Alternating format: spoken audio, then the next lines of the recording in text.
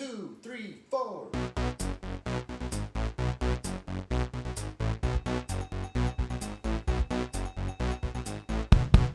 Hello everybody and welcome back to another episode of Oh Brother. Today's movie is Supergirl, released in 2026. This movie stars Millie Alcock, Eve Ridley, Matthias Schoenaerts, Jason Momoa, David Krumholtz, Emily Beecham, and David Cornsweet.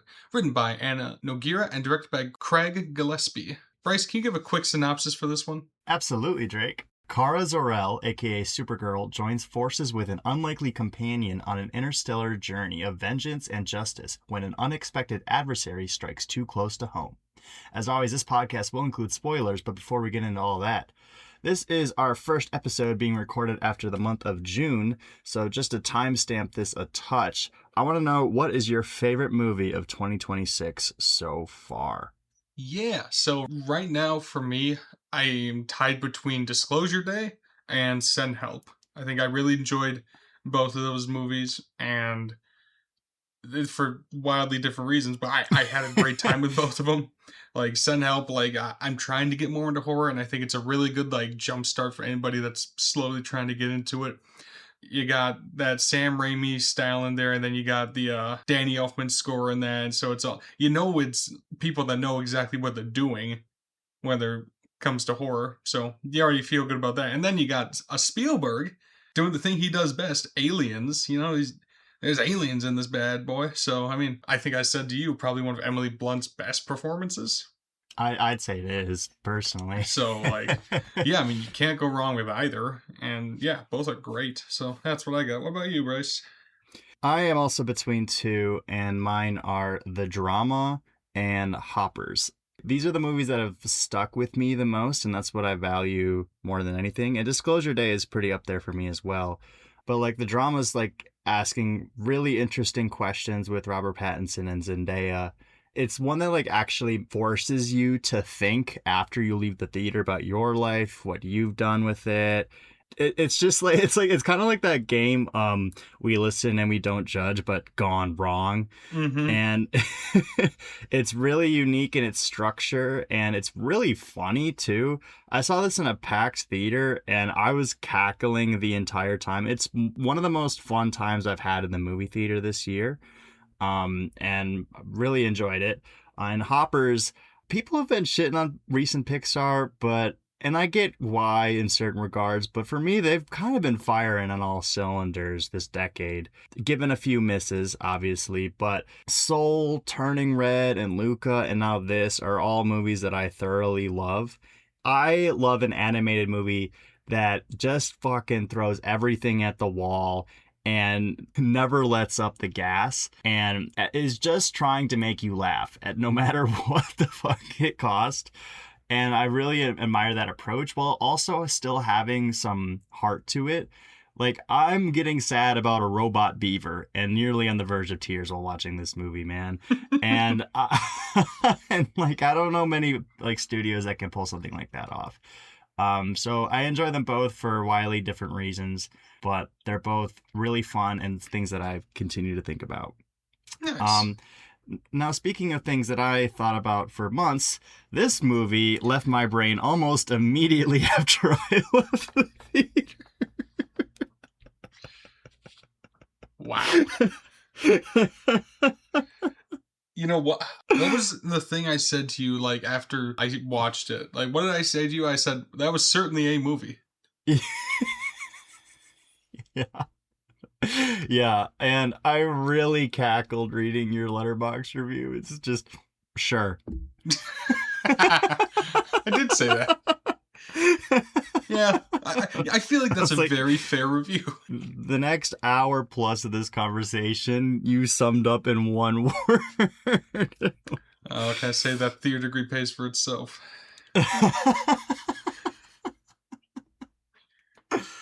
Oh, man. I don't even know where to start with this because there's so many different angles we could take with it. I guess, most of my frustration is just because this does feel like a movie I've seen countless times before. Uh-huh. And the reason that it is more annoying this time around is because of how public James Gunn has been before the Superman movie came out, and like right when he started this whole merger of DC. He came out with these quotes, and I'm going to read a few of them off to you. If you want to interject, just stop me, because I got a little bit here. So this is what he had to say. People have gotten really lazy with their superhero stories, and they have gotten to the place where, oh, it's a superhero, let's make a movie about it. And then, oh, let's make a sequel because this one did pretty well. And they aren't thinking about, why is this story special? What makes this story stand apart from other stories? What is the story at the heart of it all? Why is this character important? What makes this story different that it fills a need for people to go to the theaters to see it? He continues on to say, people have gotten a little lazy, and there's a lot of biff, pow, bam stuff happening in movies, and I'm watching third acts of superhero films where I really just don't feel like there's a rhyme or reason to what's happening. I don't care about the characters, and they've gotten too generic. I like very serious superhero movies, and I like very comedic superhero movies. I like the ones that are a murder mystery, but it's with superheroes. I like to see these different types of stories as opposed to seeing the same story told over and over again. Okay, I'm gonna pause you right there, because there's already a lot of what did Doc Holliday say? There is no limit to my hypocrisy.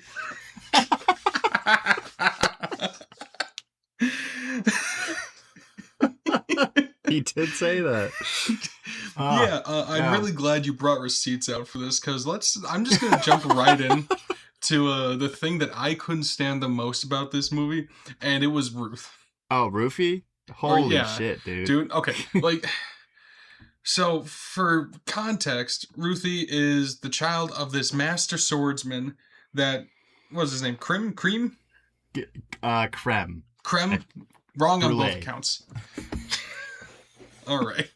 So Krem goes to this kid's house to like extort her parents, whatever, classic bad guy stuff. And I will give this movie credit. Krem does not hold back. Like, he actively kills children on screen more than once. And like, he's ready to like sell these young girls to be, trigger warning, raped and killed to create a race of men. Like, that's impressive for like a comic book movie villain, like that's pretty good, Mm-hmm. You don't like him. And so anyways, the classic shtick, her family gets killed except for her. She's just left to literally stand there and is not acknowledged. And that they saw her, right? Right. Because, Krem did, throw a hatchet in the back of her brother, and that was right in front of her, and he fell over because he's dead. So they saw her. And, instead of, like, he clearly has no qualms with killing children. And then later in the movie, he's so obsessed with, like, bringing her into this whole sick thing. But he just didn't at that point. And it makes no sense. Yeah. I was about to bring up an argument in its favor, saying, like, maybe he just has fun with traumatizing children, but then you have the element where he steals young girls, so it's like... That's pretty traumatizing. It just contradicts it, so... Yeah. Well, then, like, so, you expect, like, there's, like, the trope of, like, oh, her dad was a master swordsman. I guarantee she's probably really good with a sword. She doesn't fucking use it once. The only time she uses it is at the very end when she throws it at a fucking wheel to, like, just block something from Supergirl, which, by the way, if it ran into Supergirl, she would be fine. Like, that whole ending scene where they're, like, back to back, and like, oh, we're gonna do this, and Supergirl's doing 98% of the work. She's just like, wow. Or like, oh, wow. I'm gonna do a roll over here. I'm gonna turn, and I'm gonna say, look out. Like, no. Ruthie definitely, like, this, and I'm not trying to, like, dog on the actress at all or anything like that, but I didn't enjoy the acting of that either. Yeah, it's always tough for me to tell what's the actor's fault and what's the script/direction's fault. A lot of this is just Like, the movie's called Supergirl, and I'd argue that if it weren't for the flashback scenes, Ruthie's probably in the movie more than Supergirl is. Like, she's Yes. in a lot of this movie, and there are full-on scenes with just her where Supergirl is paralyzed because the sun's turned green or some bullshit. Uh, and then they just put more effort into making you want to care about her when that's should not be the movie's goal in the first place. But it still doesn't work because by the time the movie's over, she's just the annoying sidekick. Right. I don't think I could tell you anything about this character outside of the setup. Yeah. I'm looking at IMDb for Eve Ridley, the actor who Yeah. played Ruthie, and this is her first actual like movie role. Everything else has been TV things here and there and Right. some voice stuff. So like I can't necessarily like I don't want to be too harsh because you know it's your first thing. I'm not gonna like diss you on Well, that, and but she's also a child right. too. How you know how children in Hollywood are treated, I think, is egregious. So I want to backpedal a little bit and say, for this being her first like major like breakout role, not bad. Right. I don't want to give her shit. I do think that this is a script problem yet again. She's in it too much and not given enough to do to justify the amount of time she's in there. Yes. What made you think of her when I was talking about this James Gunn quote? Like, what brought you to her specifically?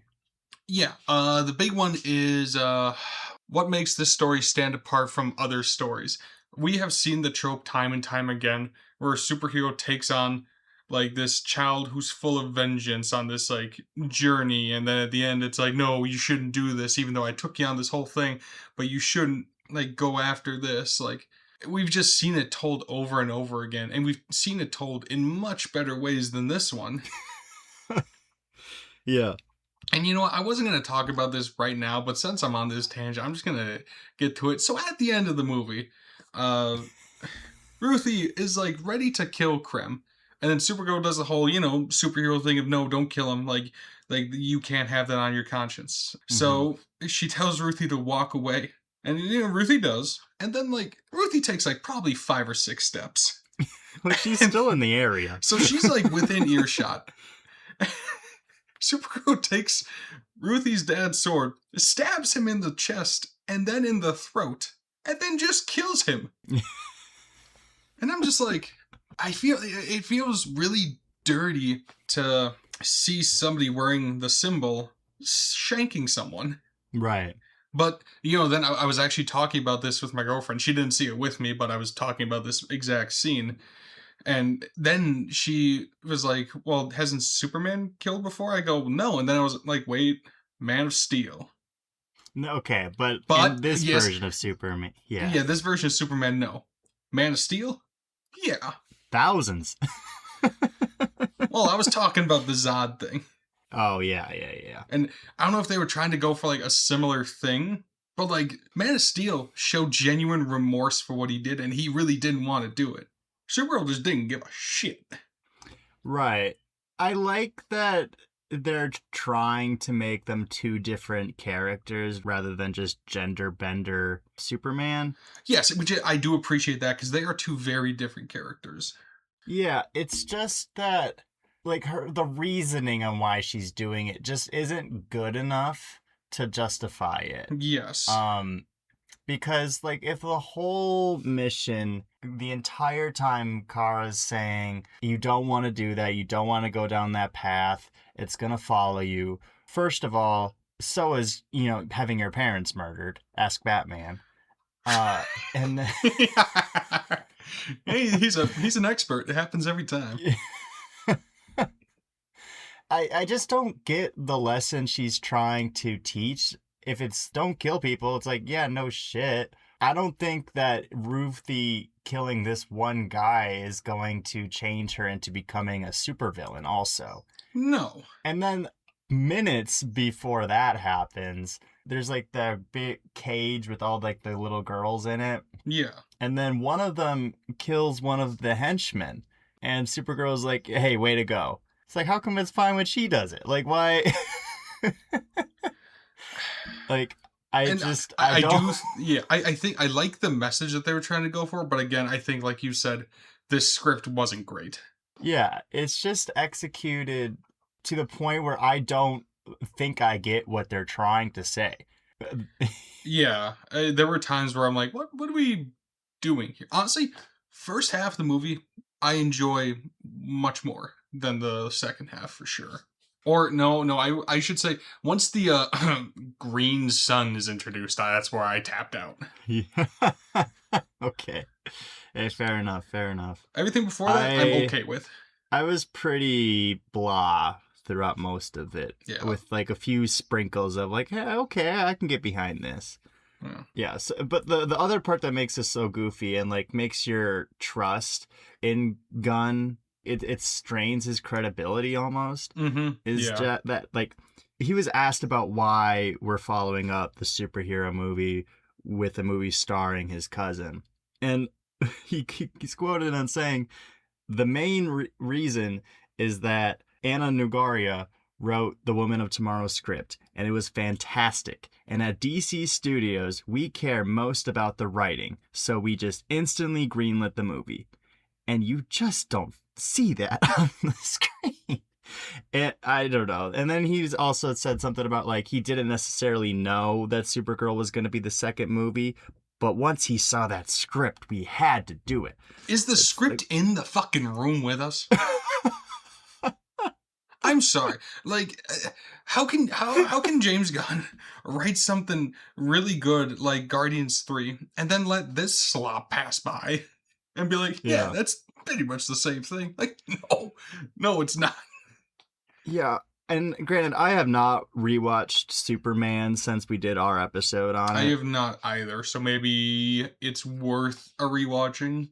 I do But plan on rewatching it before Man of Tomorrow comes out, because right, I know we'll be covering that. yeah. Spoilers were But I think this movie made me appreciate Man of Tomorrow a little bit, or not Man, the Superman movie. I think it sure. made me appreciate that movie more in the ass backwards way of like, well, it's not that bad.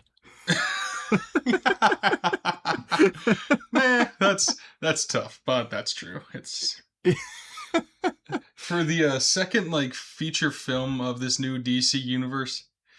Ooh, Yeah.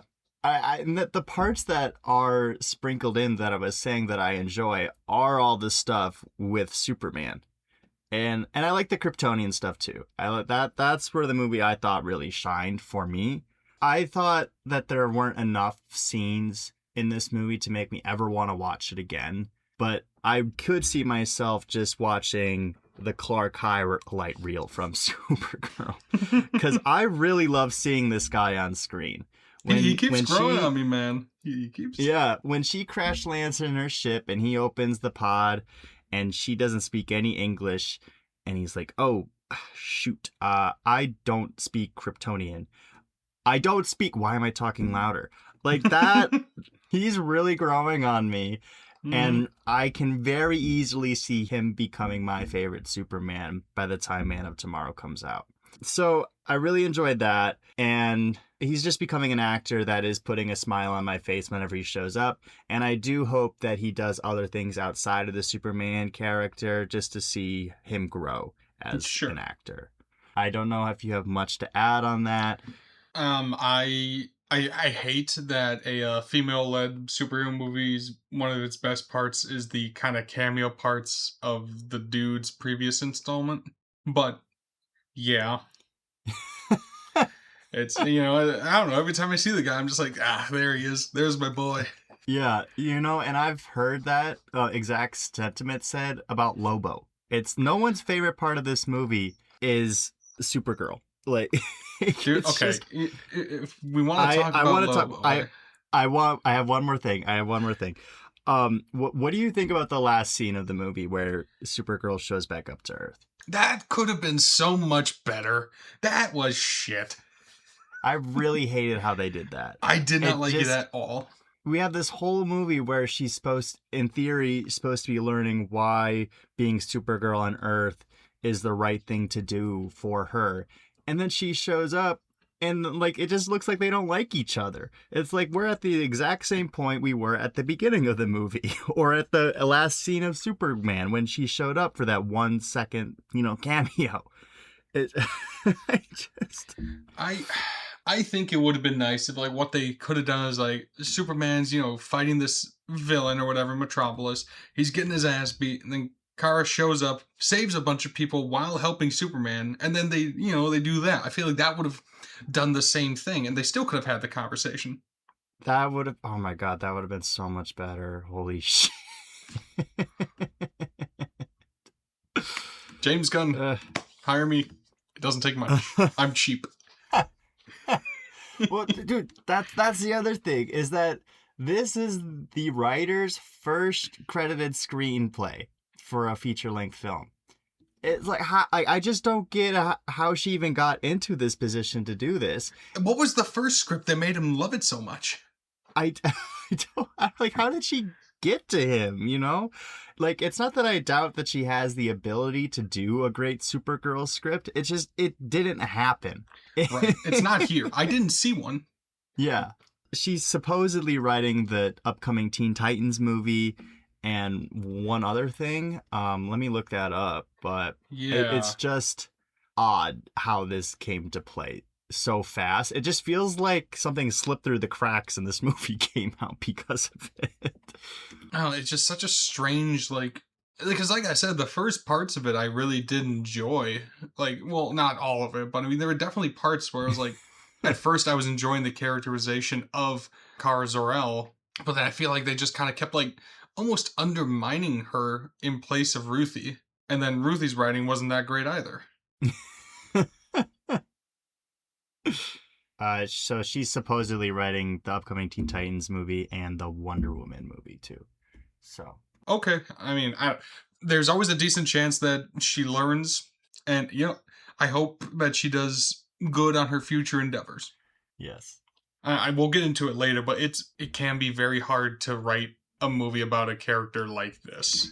You know what? Why not? Let's just get into that. How do you write a movie about a character that is nigh invincible, super strong, super fast, pretty much godlike in everything? Like, how do you do that? So that's the problem, right? And then I think Captain Marvel struggled with this exact same problem Yes. too, where it's just they make them so overpowered that the only way the movie can get around this is if they consistently lose their powers.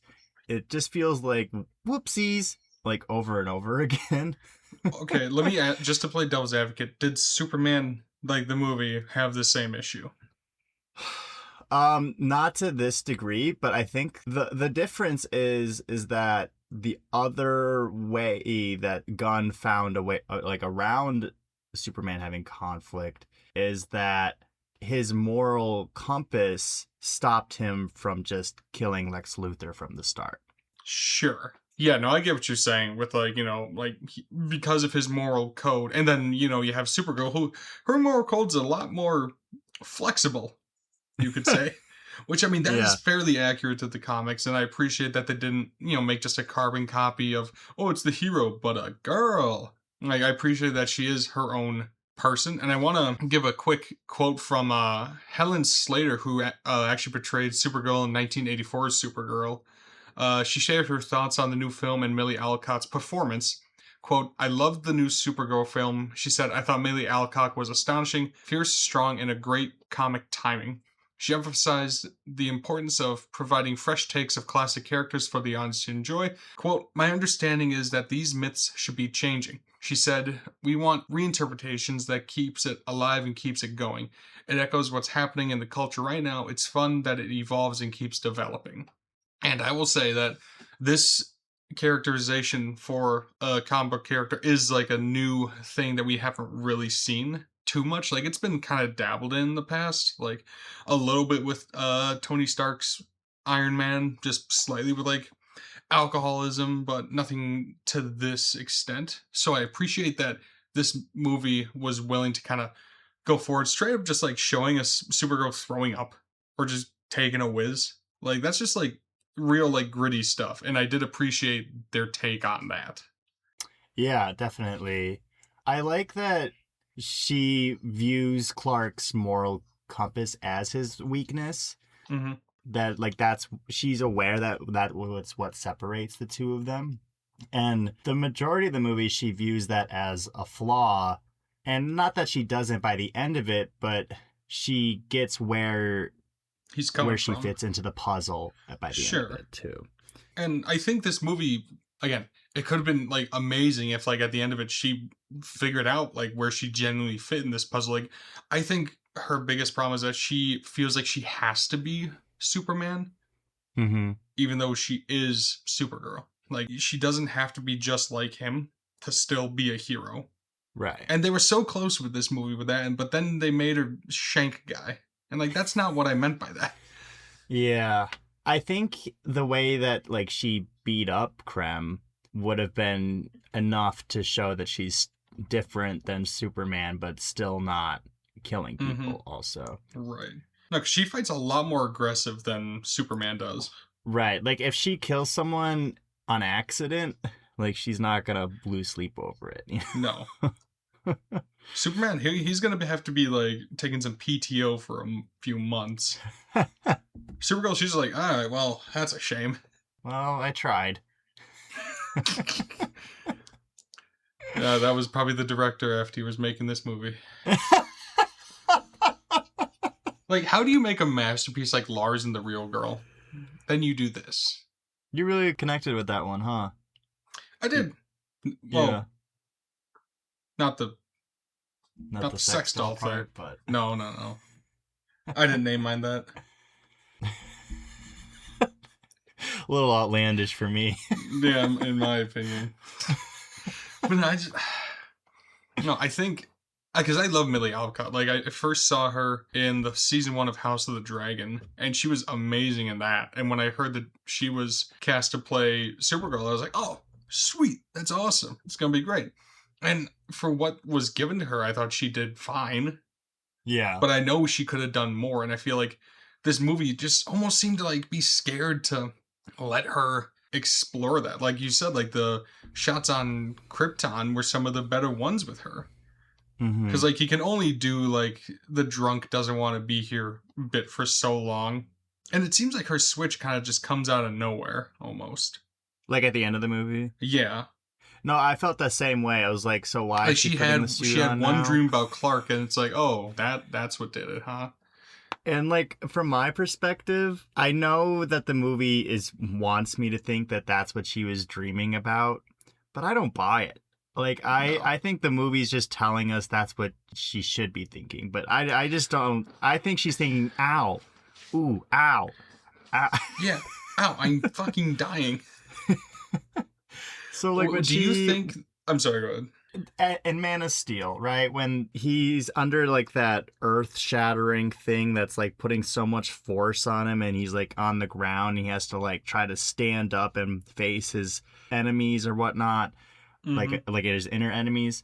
There's not that moment here. It's just that the sun happens to stop being green in that moment, which I don't know how she would get around that otherwise, but it doesn't feel like she's overcoming anything. It just looked like she waited it out.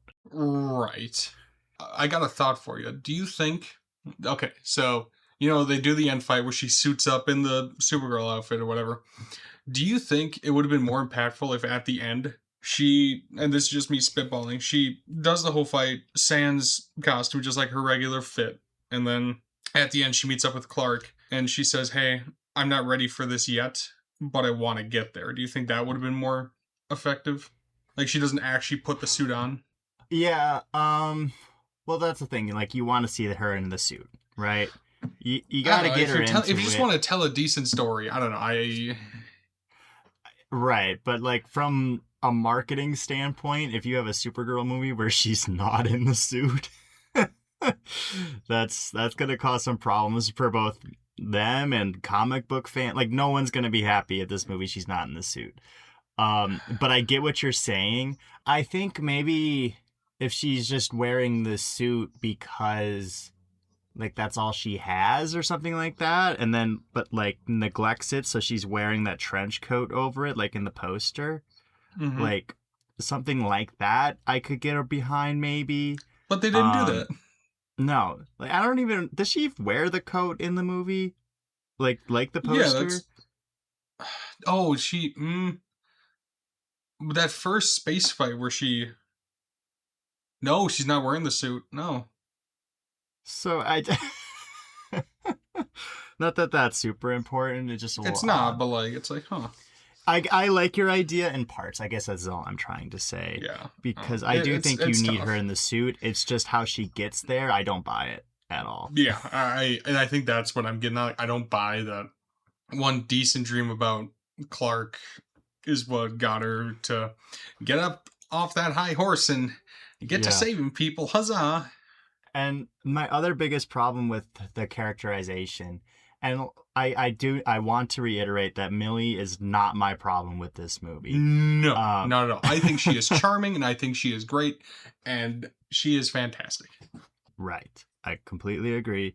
But this movie ends up feeling unnecessary because I don't know anything more about her than I did in that one scene in Superman when she shows up. We know she's kind of reckless, Krypto's her dog, and she tends to go to planets with a red sun to get drunk. Other than if she Well, I mean, shows up in Man of Tomorrow and she's a little nicer, I bet you could explain this whole character arc in one sentence. sure. I just don't see the point of the movie. And that's so counterintuitive to what we have quoted by James Gunn. Right. And it's so hard not to compare this to the MCU. And I'm really trying to get on board with there not being that clear team up movie anytime soon. Mm-hmm. But it's just tough to see what the goal is outside of entertaining us for 2 hours each time we go there. Right. Honestly, halfway through the movie, this thought popped into my head. I want to hear your thoughts on it. Does this movie exist solely for the purpose of introducing Lobo? So I had this thought too. So there's no post-credit scenes in this movie, and I stayed through the whole thing mainly because I'm trained to at this point. But I was really anticipating something happening that would recruit Lobo into the next thing. But we just don't get that. He really does feel like an afterthought. And again, like you were saying, it sucks to say that your favorite part of the movie is of the female-led movie is the man. But I do think if that's their intention, it makes it all the worse. Yeah, because I gotta be honest, I didn't care for Lobo in this. Okay, I'm really happy to hear you say that because I did not either. You're I happy to I hear me say that? You thought I was gonna glaze it the whole time just because it's former Aquaman?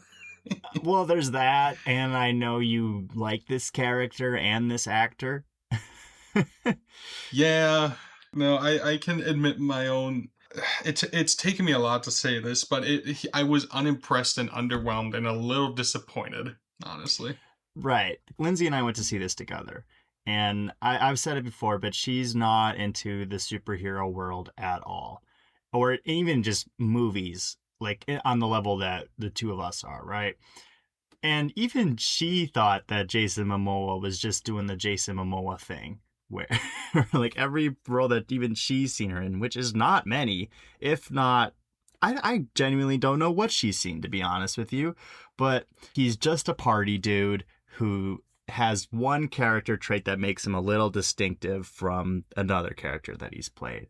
Whereas the main difference between him and this and Aquaman is that he's a bounty hunter, which big difference, but he's the same character.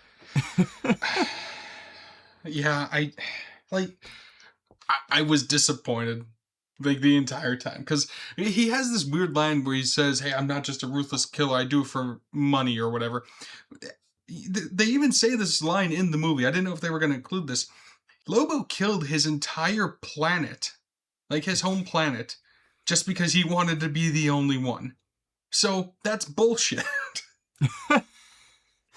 Yeah, I suppose. Like, let me tell you, do you realize how, like, there's no amount of money that I would take to murder the entire population of Earth. Well, I'm Like, happy to hear that, buddy. yeah.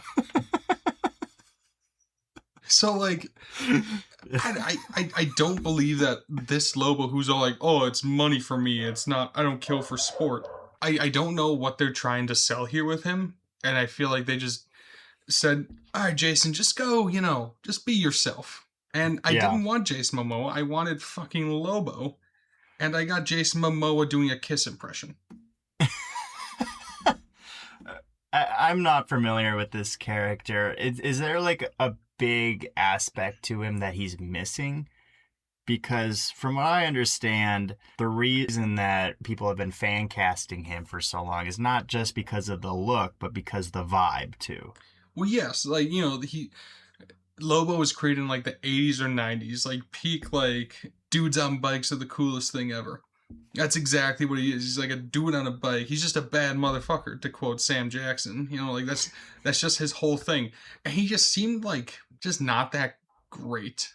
Like he didn't actually do anything in this movie that made me be like, oh, this guy's so well known. There's reasons that everybody knows who Lobo is. Yeah, he's not very badass either.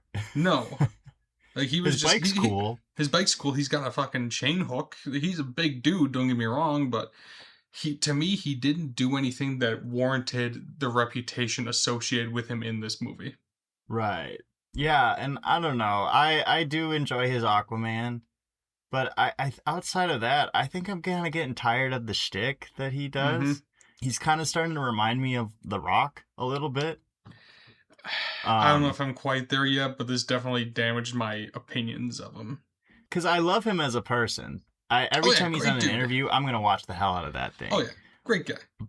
But I do think he needs something like the Smashing Machine to show that he can do more than just this. Right. And maybe, like, he has, but they're just not the things that are popular.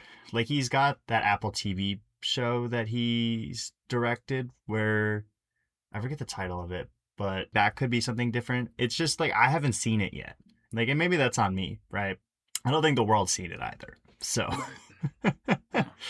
and also, did they even attempt to explain how Supergirl knows Lobo? Because it seemed like they are supposed to know each other. No, I think it never comes up. I know it goes back to just like she just knows Lobo because of his reputation as a bad dude. But she's like trying to hide from him. Like, did have they met before? I think she just didn't want to deal with him because, like, in the comics, his race is like one of the few that can tussle with a Kryptonian hand to hand and be fine. So, like, they're one of the few things that could actually kill a Kryptonian without using kryptonite. Okay. But I mean, it's not like you look like a Kryptonian. Right. I don't know. It was weird. At first, I thought it was going to be like, oh, she owes him money for, like, a bar tab. Like, that makes sense. You would do that. Yeah. Exactly. Do you think the movie would have benefited if he was the main villain?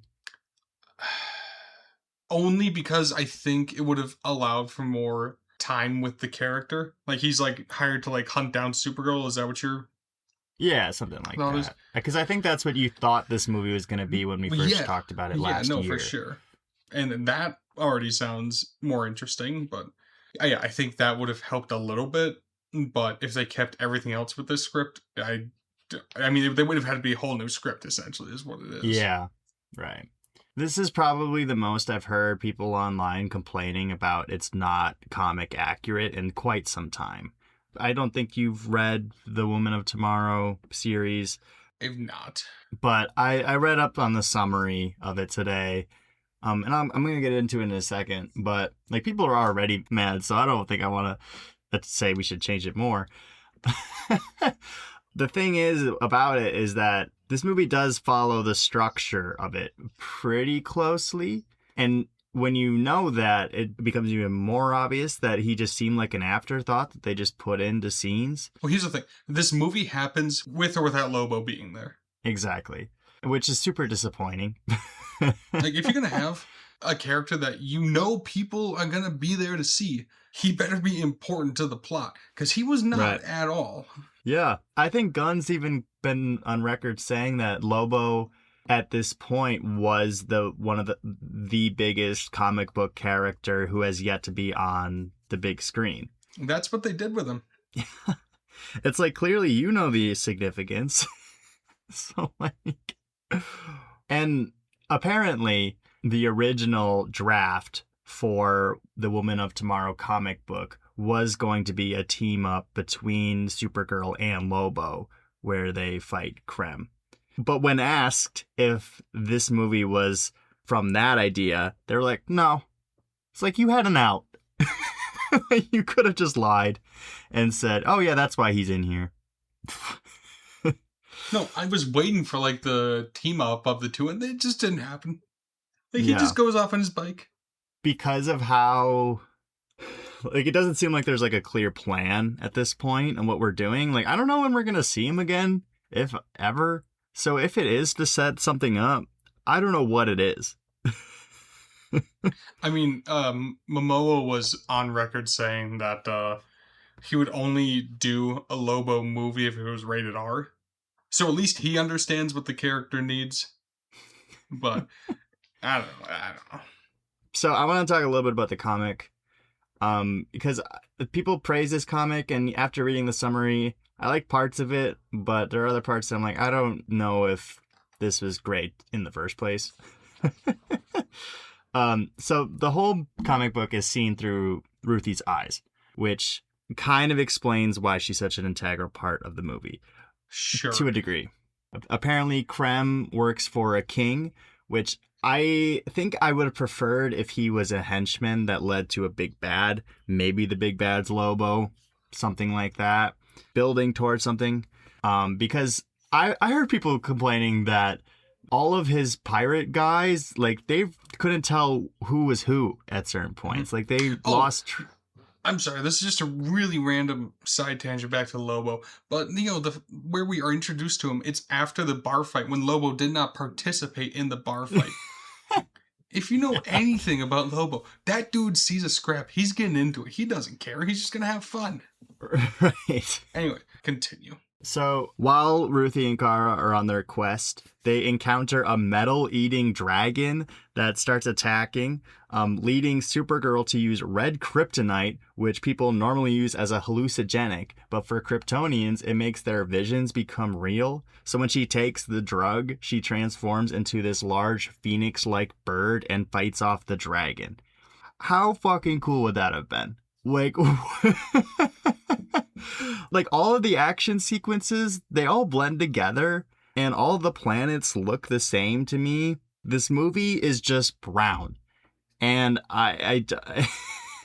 and something like that, as ridiculous as it might be, might have been the adrenaline boost that I needed to say like, hey, at least it had that dragon scene. You know, it might have been stupid, but at least I had fun for that moment, you know? Mm-hmm. I think I needed that to be in there.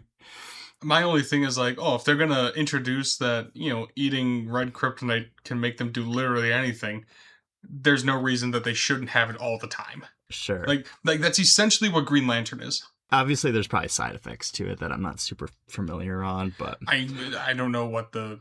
It was always my assumption that the only thing red kryptonite does was cancel out Kryptonian's abilities, so I didn't know it had an alternative use. So sure. You got me there. Sure.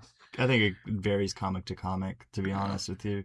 So the two of them visit a city where they learn that Krem was once a prisoner that helped them fulfill their wishes to wiping out an entire race of people, to which he was freed and then celebrated for. Again, something I feel like I could have needed a backstory. To be like, oh shit, this guy's a bad motherfucker, similar to Lobo. I feel like everything we learned about him in the movie, he was still a pretty bad dude. He's just so much better on paper to me. His character traits are just he eats people's food without asking. Which I think is a fun trait. He eats his food to make the audience know that he's an asshole. Ding! Yeah. Thanks. Like, you barely remembered his name at the beginning of this. Yeah. Like, he's forgettable, but also has good ideas within him. I just don't know. I think the backstory made him more intimidating to me, rather than, like, just ideas. So then they follow the trail of bloodshed from Krem across at least 10 different planets rather than just 2. That planet with the green sun has dinosaurs on it, which I just think might have made it look more visually interesting than just sand and hills. And then we still do get the flashbacks to Supergirl's origin story. I don't know if I like this change or not. So Kara reveals that she lied and that Crypto is fine at the end of the book. She says that she lied because Ruthie wouldn't learn that executing people is wrong just from her saying it, and that Ruthie would waste her life chasing Krem, dream of Krem the same way Kara does of Krypton. And I think I like the idea that Supergirl isn't on a revenge quest herself, but just a quest to help this girl not fall into that trap. But it does also feel like if we were to do that in the movie, it would feel like we're doing a twist reveal that would have been like, what the hell? I don't I know. think you were just excited that there was a chance that Crypto got killed off. Because you're on record for saying you didn't like that dog. This is what I was hoping you'd call me out for. And then I had to remind you, that is Supergirl's dog. He's going to be in the next one. But hey, good for you. They found a way to make him not be in the movie much. When he got shot, I was like, You oh, cheered. Drake's going to have a fucking field day tearing me apart with this. They must have gotten an email from you or something, man. There's no other way. Did you know that was gonna happen? Because I was that in the trailers or anything? No, I deadass thought they killed that little bastard. I'm like, holy shit. Thought they John Wick this bitch. So I thought he was annoying in Superman. I thought he was more tolerable here for whatever reason. And I failed to mention this in our Superman episode, but I kind of thought that I was on the same wavelength with everyone with Crypto during that movie. No. But when we got to the end of the movie and he crashes into Lex's office and tears him apart, there was a guy sitting next to me on opening day who straight up started clapping and pumping his fist because he was so excited to see that. And I just felt like, wait, is that what I'm supposed to be feeling right now? Because that was complete. I missed that. I think you've been watching too many Fincher movies, buddy. Apparently. Where's your whimsy? Where'd it go? Now, I've been that guy who claps and punches his fist at something insane. I clapped for a fucking car starting in the Batman, dude. I do that. I am proof I was there. So I just don't get the hype for him, but I thought he was more tolerable here just because he's just being a dog. He's not saving the day, I guess. He's not being the secret villain of the movie. He is a plot device in some ways, but he's not. I think the movie still could have happened without him in it. They still could have done the quest to stop Ruthie from killing him. I thought he was more tolerable here. Here's my question. Why didn't she just leave the dog with Clark again like she did in the Superman movie? Here's my question, dude. Couldn't you just bring Crypto to a yellow sun? Doesn't that literally heal anything? I don't fucking know. I thought about this for a solid 15 minutes after the movie. I'm like, couldn't they just... Because they went to a place with the yellow sun. We saw her get poisoned at least twice with similar poisons. And then, yellow sun, she was fine. I'm like, huh. I also didn't appreciate that the movie thought I was so dumb that we needed to see her blood cells turn green. Dude, I got it. Welcome back, Incredible Hulk. I understand the concept. I know what's going on here. I just felt like I was getting talked down to. I didn't need 5 seconds of shitty CGI to let me know what was happening. I assure you, him saying kryptonite poison, I understood what's going on. I'm not an ordinary asshole. I'm a super asshole. Yeah, buddy. That'd be my superhero name. Super asshole. Yep. Sticking to it. Would your Don't costume be? Brown. Stupid ass question. Uh, Idiot. I want to talk to you about a pet peeve of yours. This is the Mm. color. The colors. Mm. Mm. Pretty brown and gray in this one. Not there was some moments where I was like, okay, okay, but for the most part, like you're in space with countless amounts of possibilities for aliens and other life forms and things like that. And some of them, I'll admit, prosthetics in this movie, fantastic. Like the makeup, like top tier. Like, don't get me wrong.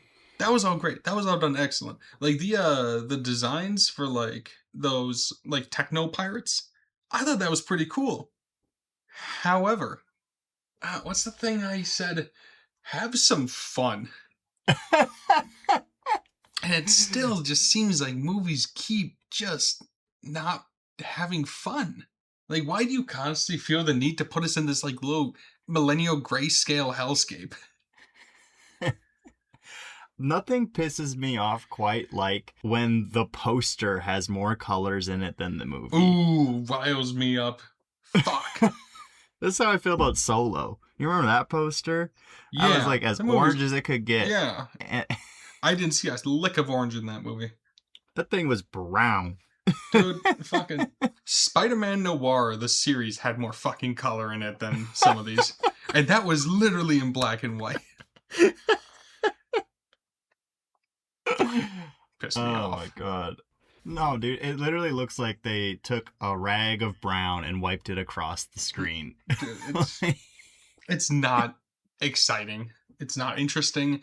Like, I would rather it be oversaturated Mm-hmm. than like it's a comic book movie. It's super frustrating when you look at literally any panel from this comic. It is one of the brightest comics I've ever seen in my life. Like, why does every blue sky look like it's over cloudy? Like overcast. Yeah.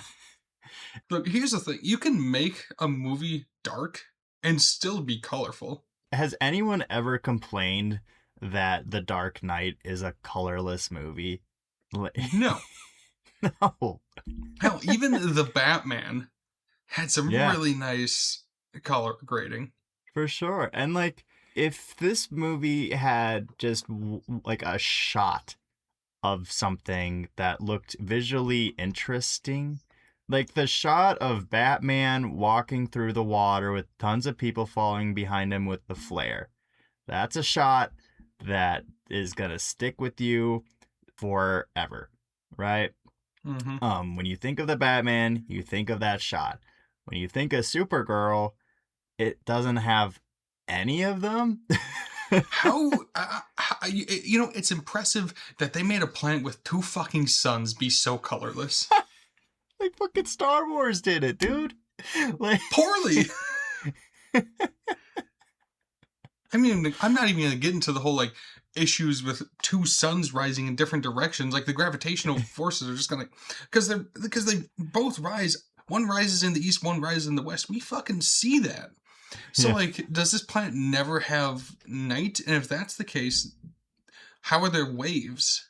Because moons dictate like tidal waves and things like that. So what I'm saying is this planet should be burnt to a fucking crisp.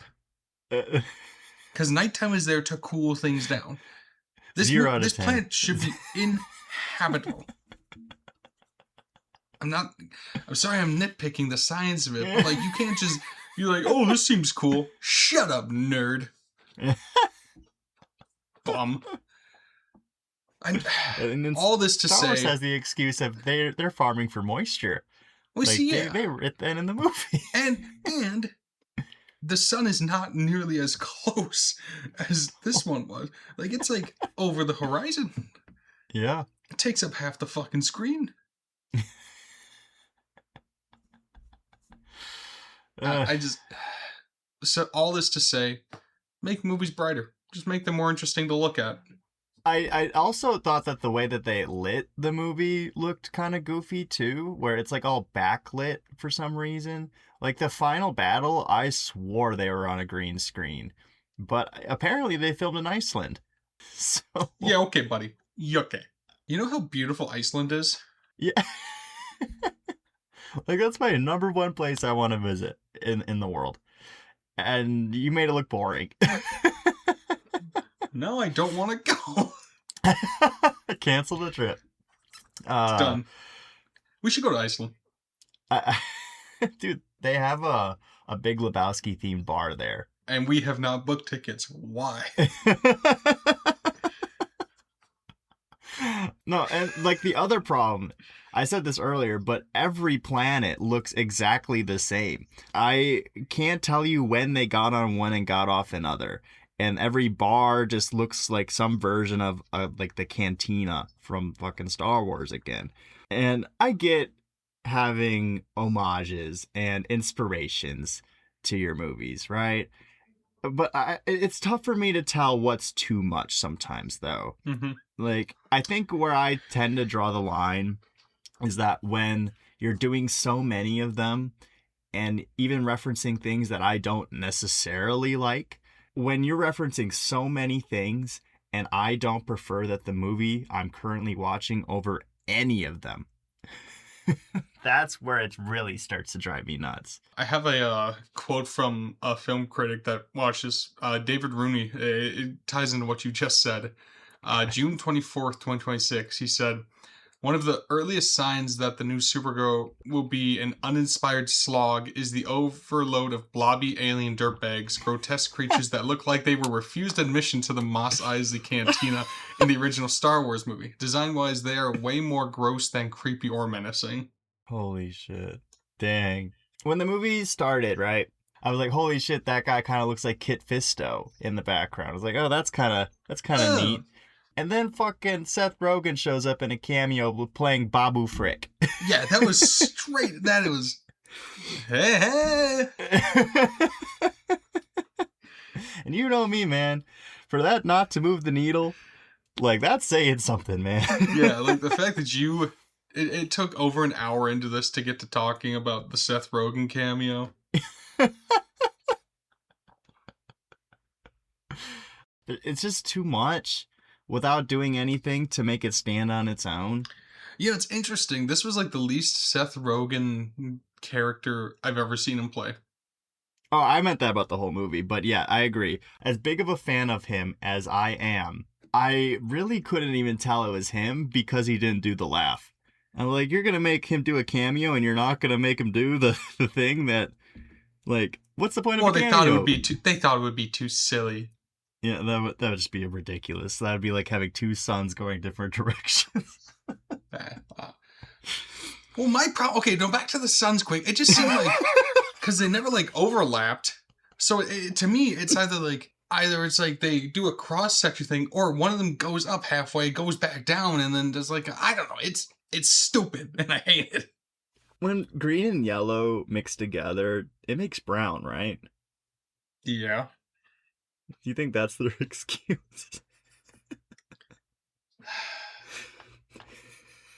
No, that's just the lens that the director shot this movie in.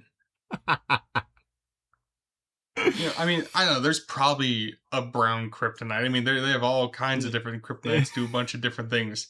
Like, there's the blue one, the red one. I'm just surprised they didn't call them kyber crystals, dude. Like, fuck me. Welcome back, kyber crystals. Fuck it, might as well. Oh, I'm gonna look up brown kryptonite. You talk about something. Make some bullshit. With all these influences, right? These are just some that I wrote down that the director admitted to being influences. We got Mad Max, John Wick, True Grit, Logan, The Fifth Element. Who is this movie for? Because ideally, the target demographic should be young girls. And you have an alcoholic character who's on a quest to save her dog from being murdered. Like, they literally do a shot that's like straight out of Fury Road in this movie. And I swear I caught a reference to The Fly at one scene during the arm wrestling sequence in the bar. Yes! Like, and I've seen a lot of comparisons to Star Wars like we've been talking about, and especially Guardians of the Galaxy. And it's not that women can't enjoy any of these movies, but if you were going to ask who is more likely to enjoy these movies, it's going to be dudes over the age of 25. which, according to the demographics who went to actually see this bomb of a movie opening weekend, 60% of them were men and 65% of them were over the age of 25. And the movie had, like, I think a $40 million opening, which, sheesh, I think you predicted this being one of the bigger box office bombs of the year. And I think you might be I winning was that bet, dude. yes. I really quick pause. I looked up brown kryptonite.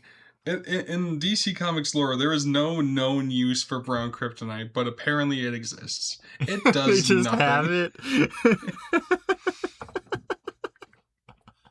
Whatever, man. Like, Bullshit. what do you think about all this though? Like, how unique does the movie need to be? Because, like, nothing's unique anymore, right? Like, everything's an inspiration of something. I think you can still try. I don't know. It doesn't seem like people try to make originality anymore, especially in comic book movies. Like, you realize how many pages and pages and volumes of stuff there is to make something? It's so much. And then they just choose to, no, we'll do this because we know it can work. Like, why? I would rather them try their best with like a fresh idea and that flop rather than have to sit through a dumb slog of the same bullshit I've seen probably 10 or 15 times at this point. Yeah. And, like, I am angry, but it's mainly more just disappointment because, like, if this movie came out 20 years ago, I don't think people would be complaining this much. No. That's where most of the frustration comes. It's just like doing this same thing. It just isn't good enough anymore. Like, I need more from these movies to keep me to continue to have interest in them. And they're actively trying to lose me, it feels like. Right. No. I do want to take a moment to look at like a positive rating from this just to kind Okay. of balance it out a little bit. Yeah. So Kate Erbland, June 24th, 2026, she graded this movie a B. So not even an A, but a B. Still decent score. So she said, quote, what makes Supergirl stand out and what might unfortunately alienate fans looking for more of the same is its interest in staying small while asking some very big questions indeed. Kara and Ruthie's adventures rarely fun, often taking them into the darkest edges of the universe and its many inhabitants. Quick pause for a second. It was not fun. Um, What happened to oh, keeping it positive? I I said she can't was, do it. not me. I can't fucking do it. All right, let's continue the quote. The universe, for once, is not at stake here. Which, side note, I appreciated that. It wasn't a Yeah, universe-ending thing. It is very much a small stakes thing. that is a good point. So, I like that. Continuing, it's not at stake here, but that doesn't mean there aren't real stakes. Alcock, tasked with playing a character that might strike some as unlikable, instead finds both the very human dimension and the out-of-this-world charisma necessary to make Kara worth rooting for. So I'm going to pause from continuing the next bit, and I kind of want to just talk about that for a bit. And I do think, again, like I said earlier, Millie Alcock's character in this, for what they gave her, which was not the best, she was still very likable, and also, like, not likable at the same time, which I think was very good. Mm-hmm. Like, I enjoyed her portrayal of this character. Like, she's not doing good. Like, she's got a lot of issues that she's got going on. Like, nobody's denying that. Like, Clark was, the last Kryptonian, but she actually experienced the culture. She's more of the last Kryptonian than Yeah, Clark. exactly. All of the scenes on Krypton were my favorite parts of this movie, like I said earlier. It was just such, like, a more compelling origin story than anything else that they attempted to do in here. Like, you feel bad for her and you want the best for her, and the only tie she has to Krypton is her dog. Mm-hmm. So, like, it gives a motivation for wanting to save the dog other than it's your dog, right? Yeah. All right. I'm going to continue with the quote. As Kara grapples with her baseline desire to save Crypto, the one only piece of home she feels she has left, which is a heartbreaking statement, she inevitably has to deal with saving something far more nebulous, Ruthie's soul and eventually Kara's own. Those sorts of concerns are always vaguely on offer with superhero stories. They tend to slot in neatly under the banner of what does it mean to be a superhero? But Gillespie's film is more brazenly obviously compelled by them. We expect that any subsequent standalone Supergirl joints will be a bit more poppy and fun than this first one, and we sure hope there are more of them. But we hope they also hold on to this one's hard won question: what does it mean to be good? It's not easy. I'm going to get back to this in a second. So, my theater was actually fairly packed, but it was very silent the entire movie. Like, no one was laughing, no one was reacting to like anything. But one of the few moments that got an audible chuckle out of me is the moment where Ruthie and Kara are talking about their trauma. And Ruthie's like, does it get better? And Kara goes, any day now. I thought that was very charming, and I think that really captures so much of this character in one Mm-hmm. line. I completely agree. I needed more of that. Please. Yeah. Okay. I'm glad some people like this, and I'm glad that it's working for some people. It's just, like I said, it's just not enough for me anymore. I desperately need them to take the very few good parts, like the one you just talked about, and like take that into consideration going forward with this character. Because I do want to see a good Supergirl story, and I think this one has a lot of potential for that. Yeah. Yeah, for sure. The other part that they mentioned, talking about like who's this for? Like, I think the villain might be too dark for the target demographic of this movie. Do you think? Like, trying to kidnap girls and rape them? I frankly, I don't know if either of us are well equipped to say what is or isn't when it Yeah. comes to that. Because Yeah, sure. But okay, I don't have a daughter. You don't have a daughter. right. When would I feel it's a good time to talk to them about a very real danger that's presented to them? Right. Yeah, Like, I I have just no idea. very fair. It is very dark.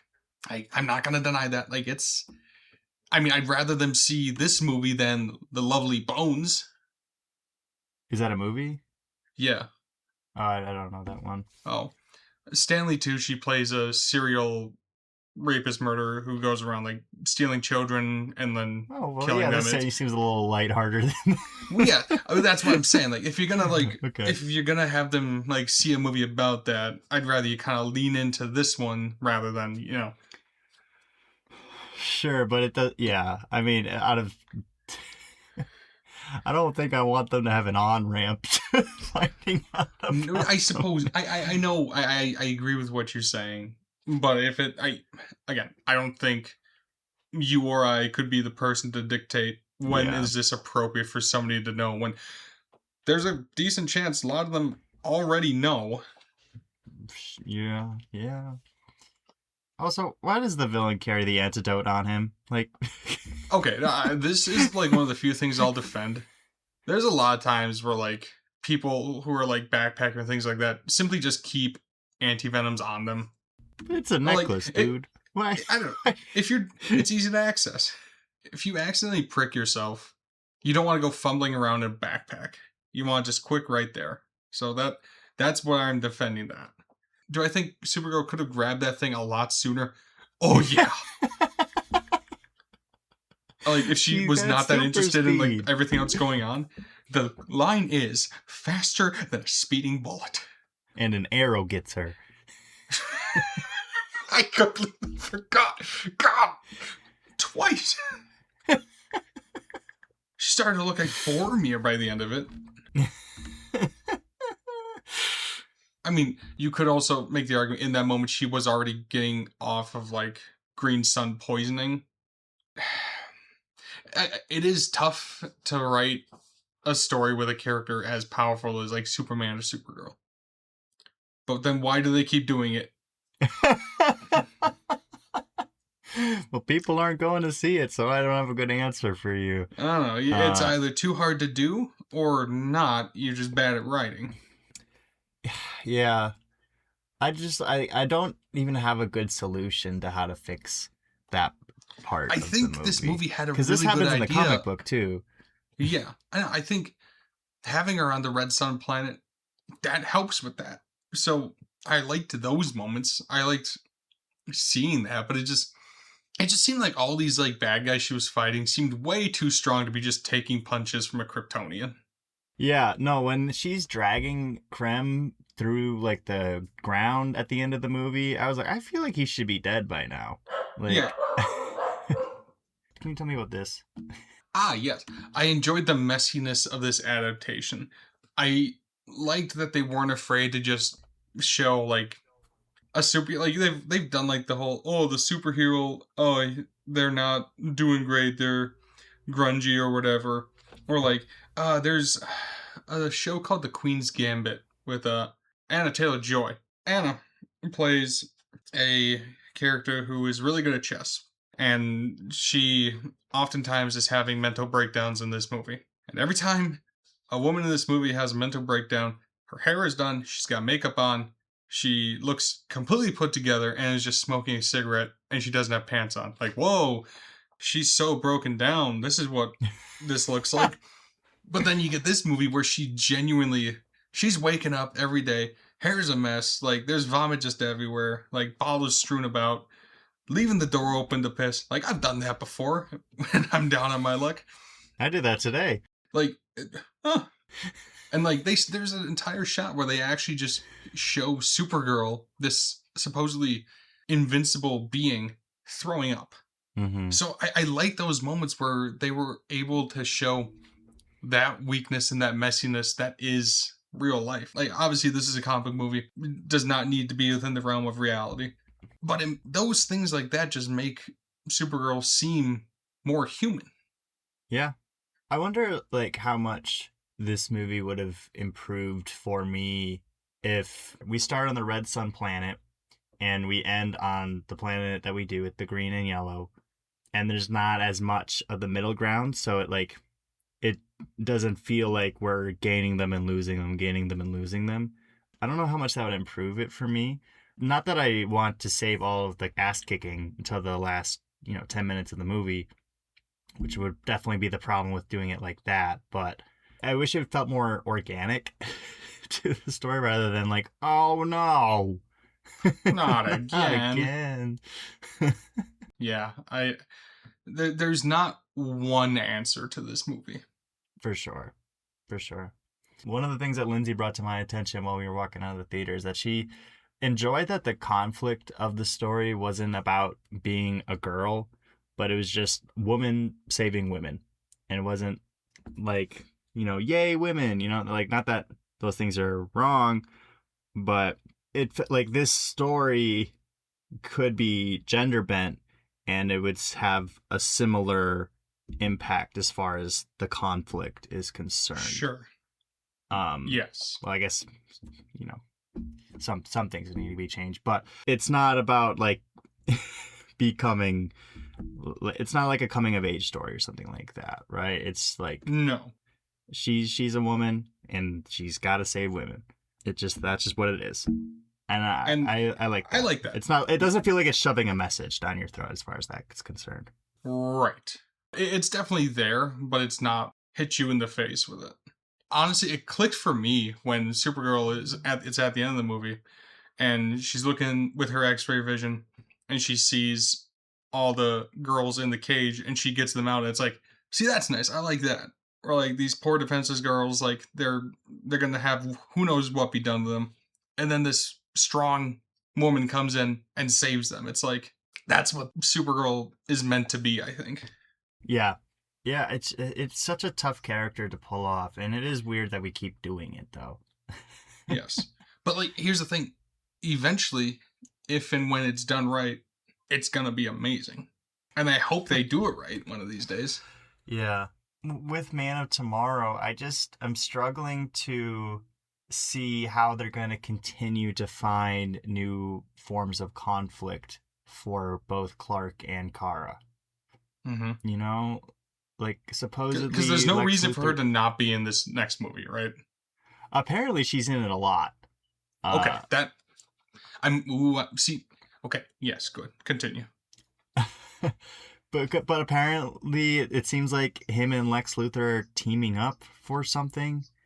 Okay, Um, I have my own theories and thoughts on that, but I don't know that. I think that's what I've heard or got under the impression of. I don't know what they're planning on doing with that story. Frankly, I don't care too much. But I just don't see how we can continue to create conflict that's not just sun and rock related. Like mm-hmm. like like this is why I think people who actually have read comics, I think a lot of them don't really care for these characters as much as the popularity of them would suggest they do because of this reason. I don't know where the popularity came from outside of just they're one of the first, and I don't know. It's nice to idolize them as a kid, I'm sure. Be like, whoa, this guy could do anything. Maybe I could do anything too. But like as Right. you get older, it's like that's not. Well, you gotta remember I don't these know. movies aren't just being viewed by us. Yeah, and it's tough too sometimes. I did really enjoy the extended scenes being entirely spoken in Kryptonese. It kind of made it feel like a foreign language film at times, where it's like, oh shit, I gotta lock in and pay attention. This is important now, and it like kind of gave this extra level of credibility to these scenes, where it's like, oh shit, like this is like a drama right now about like this planet collapsing. I thought that was a nice touch, and I thought they No, David definitely. Krumholtz, dude, like Come on. I he was really good in this. Like I know him for his comedic stuff, right? Like we just watched 10 Things I Hate About You relatively recently, and it's like to see him from there where he's got a dick on his face to here, it's a I don't know, it's nice to see that he can do that. Given how new the movie is, it was tough to find super extensive research on the behind the scenes of it. I found a few things, so stop me as you please. Filming started in January and wrapped in May 2025, and as early as the fall of that year, the studio and Gillespie knew that the movie wasn't working. After a December test screening proved to just be okay, the studio decided to take matters into its own hands and took charge of the post production to make its own cut. The studio also enlisted writer Jeremy Slater, a Gunn favorite who previously wrote an unmade feature based on DC superhero team The Authority, to help with the post production process. Which I found a different quote that seemed to contradict something here, so I'm going to read this. This one's from Gillespie himself. This is talking about the finale. It's in the original script, and I kept waiting for someone to be like, we should shoot the backup version so we have a safety for when this starts to testing and things go south. And James, to his credit, was consistently like, nope, that's the ending. That's what we're going with. Okay? So, continuing on, the extent of Slater's involvement is unclear, although it seems he helped write scenes for a 9-day shoot of additional photography. Original writer Anna Nagoria remained involved in the post production process as well. One issue at play was the climactic fight, which was reconfigured. So I just don't know who to believe as far as that's concerned. This just seems like the exact things that were happening with the old DC movies. Exactly. Exactly.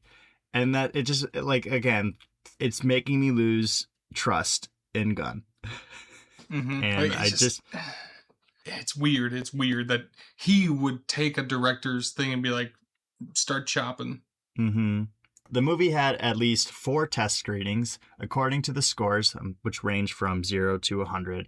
The screenings held in December 2025, as well as March and February of this year. And while social media users and critics are dunking on the movie's use of a cover of Jimmy Eat's World song, The Middle, the big needle drop in the final set piece at the February screening was a cover of Cyndi Lauper's Girls Just Wanna Have Fun.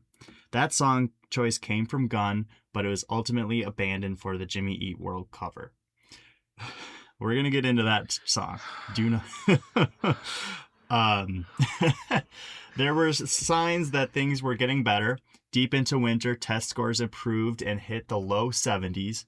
However, rather than continue to tinker away on that cut, the studio decided to force a bake-off by creating two cuts, one by Gillespie and one by the studio. Welcome back, Zack Snyder. It is unclear what major differences emerged, but one source says Gillespie's version was 11 minutes longer and featured more of the villain Krem. When the two competing versions tested, the score surprisingly dropped significantly. The studios inched out ahead of Gillespie's, but by only 2 points. According to sources, Gillespie's version scored strongly on song choices, pacing, and villain, eking out a win, even a middling one. The studio chose its cut as the one to go to theaters. The studio insider says the differences were not particularly pronounced. And apparently, the bake-off happens more often than you would think, but it's not normal. And from that point on, if Gillespie believes strongly that something should be in the movie, he had to advocate for it. Which doesn't feel like it's his direct... Oh, this is, that kind of puts a whole different spin on this.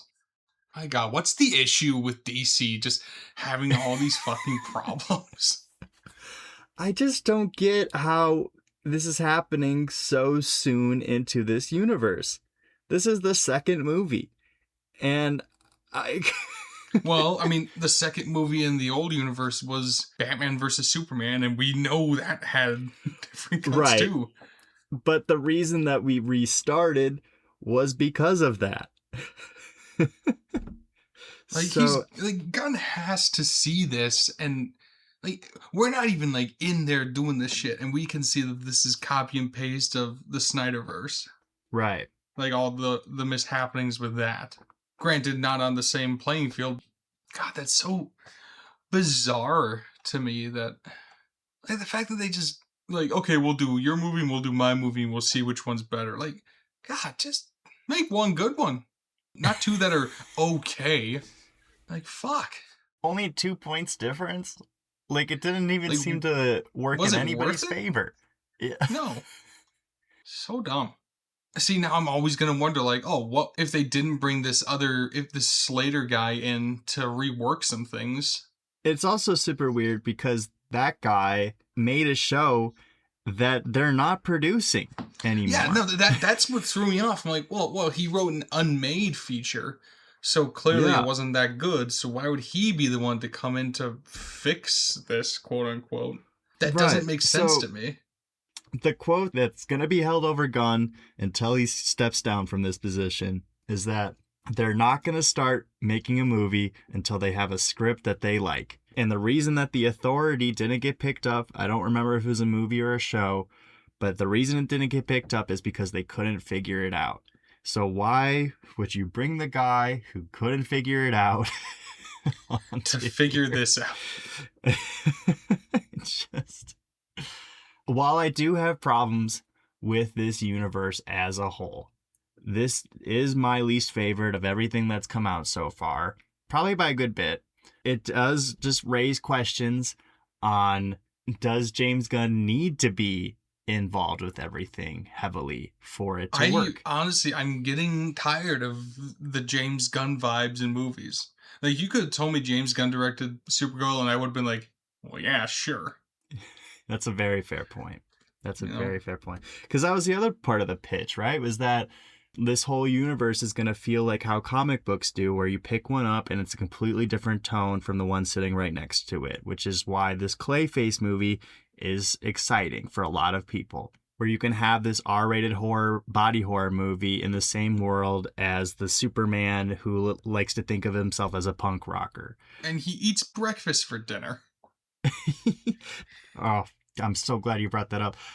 How do we know so much about Superman and nothing about Kara? Like he has character traits that are beyond his powers. He likes breakfast for dinner, dude. Like Kara has none of that. I wish they would just explore Kara as a person. Yeah. And they just they touched on her PTSD a little bit. And like, oh, she just drinks. Well, that's original. Well, exactly. Like it does like anything, dude. Tell me what kind of music she likes. You know? If we're already gonna have these needle drops, why not make it a song that's like, oh, that's her favorite, you know? Like Hmm. just so Gunn was flexing when promoting Superman about how he wrote, I think, like 650 pages worth of script over the course of a calendar year for Creature Commandos, Superman, and Peacemaker Season 2. And a lot of people see that and they're like, well, maybe this guy needs to calm down a little bit. Because while Superman was really good for a lot of people, both the TV shows had pretty big fundamental flaws in its execution as well. Not that we've ever fully talked about them on the show, but I think both of them are structured a little goofy. And if he took the time into polishing those things out, it's really easy to see how those things could have been great. Right. Like, I don't need a Marvel machine pumping out 2 to 3 movies a year. Like, that's not what I want. Like, Yeah. I've been very clear on this show that I'm always going to lean towards DC rather than Marvel just because that's what I grew up with. If I have to wait a couple years for a decent DC movie, that's okay. You realize how long I've waited for a Batman sequel? I was about to bring that up too. But you know what? I'm not scared about it because the more Yeah, time they take, that is just fine with me. exactly. I'm just repeating myself at this point, but really hard not to compare this to the MCU. But if we're just talking about phase one specifically, I would take every single one of those movies over this. Yeah. And those have some problems in it too. No, they are not without fault for sure. Like the Dutch angles in the original Thor movie. How there's like so many of them. Or like the amount of plot lines in Iron Man 2. Hmm. It's just frustrating, and because of the fact that this comic book movie bubble has definitely burst by now, the fact Hmm. that they're still trying to do the same template, the thing that made the bubble so big in the first place, it's just not working. It's It's just exhausting. not. I do want to get your thoughts. So I would say up until this point, you and I have both been fairly vocal to each other and on this show about how interested and excited we are for the upcoming Clayface movie that you had previously mentioned. Whoa, wait, whoa. We have a needle drop to talk about, dude. We. Oh, oh, that's right. I did promise you would talk about. All right. Oh, I suppose, yeah. Holy shit. Yeah, that's right. What song were they gonna do? They were going to do a cover version of Girls Just Want to Have Fun. So I saw this movie on Sunday of its opening weekend.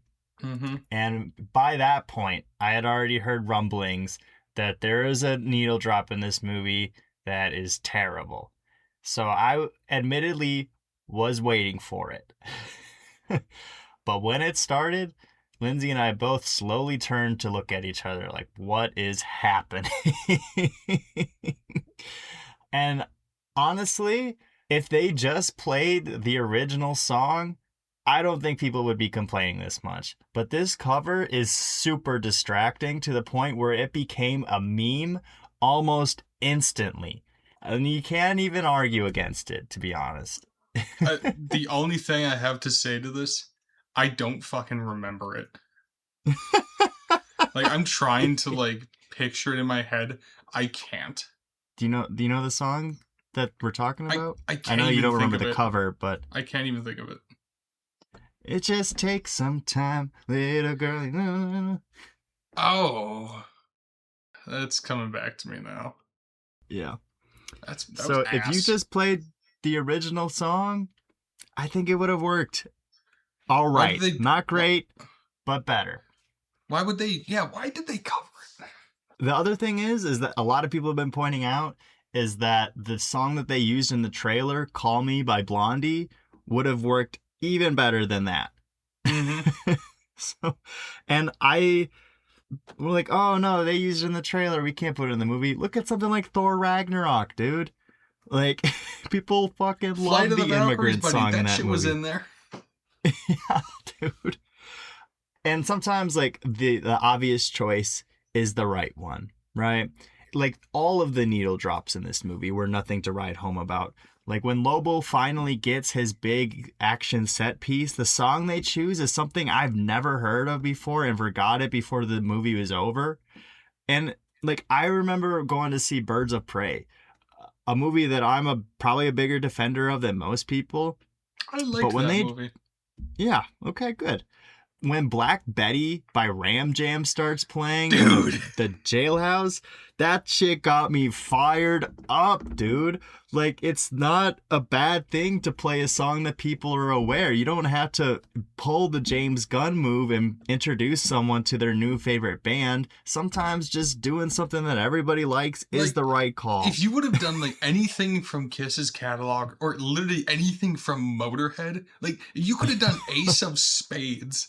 That would have been just fantastic. Yeah, like there's just so many like classic rock things that would have just worked perfectly. Instead, I was just like underwhelmed by what was going on. Like, no, Like when Momoa made the announcement that he was Lobo, the song choice he used in his Instagram post was more inspired it than was this, Ace of man. Spades by Motorhead. Play some Sabbath, dude. Like, fuck. I don't care how much it costs. I don't. Like, these guys have infinite money, it seems like. So, I. And fuck, like, why does this movie cost $170 million? Like, what are we doing in here that it costs that much money? Because Momoa's the biggest star, but even he's not A-list. Like, No, I, I don't know. I don't know. And the last thing I'll say about these needle drops, out of the movies that came out this weekend, fucking Jackass Best and Last had a better needle drop in it than this movie with the fucking Frank Sinatra song, dude. That song got me choked up and getting emotional about guys in a shopping cart. Are you It kidding did. me? It was Are great. I you was there. I got full body chills, whereas this, I'm just begging for it to be over. What are we doing? Like, what is happening, man? I don't get it. I don't get it. And I can't, I will not defend this. No, there's too many things going wrong with this movie. And like we have touched on like the good things of this movie, but it is just overshadowed by all of the piss poor things with this. Yeah. I don't think as I was watching it, there was anything that was getting me like actively angry, but just the sheer amount of mediocrity just really added up by the time I got out of the theater. This is the okayest movie I've seen in a hot minute. I would rank The Bride above this for sure, without a doubt. I think I'm there with you. Oh man, that's tough to admit, huh? Mm-hmm. So we both have been adamant, open fans about the upcoming Clayface movie that we've talked about. Does this movie make you concerned about that movie? If the trailer hadn't already come out, I would say yes. Because we have the trailer, it, there's still time for them to tamper with it. Sure. So maybe I'm weary, but I'm still super excited just to see what it is. Because as of Sure. now, we only have a teaser trailer, and the reaction to that was fairly positive. Whereas when this trailer dropped, it It was was just like, pretty, okay. which I think is where most studios be like, oh shit, we got to fix it. So because of that, I think I'm still in the clear. Okay. I feel similar. I'm just worried because they seem to get very trigger happy with screen tests and chopping. Yeah. So I I'd say it's safe to admit that you're more excited for Lanterns. Does this affect that at all for you? I am very excited for Lanterns. I'm worried about Lanterns for other reasons, just because of The poop. brown Yeah, suits. that's not even my issue. That's not my issue. Okay. Like, I don't give a shit about that at all. Like, they're not going to show us the final full suit in the trailer. That's just 101 of comic book teasers. Like, they never do that. Like, it's a suit that hasn't been worn in a hot minute. Big whoop. No. I'm worried about it being overstuffed and having a similar problem of The Bride actually is not knowing its tone. But we'll see. I'm still going to watch it. I'm going to find a way to watch it because I don't have HBO Max anymore. But I'm going to find a way to watch it. You can come over here every week. Okay. I'll make that drive. Just a quick 10-hour round trip for a Yeah. 45-minute show. Oh, yeah. It better be good if you're doing that. No shit, right? Alrighty. Well, thanks for tuning into today's episode. If you've enjoyed this one, be sure to like, comment, and follow along so you know when we release another episode. And hey, if you have any feedback for the show, send it over to our Instagram, o.brother.official. As always, I'm Drake, and this is Bryce, and this has been Oh Brother. We'll see you in the next one. We got a fun. Oh, we got a fun. Hey, this is for Bryce, in the editing room. I just want you to know I appreciate you and everything you do. I appreciate your friendship. You're a good guy. I don't know if you get told that enough. So there you go. Bitch.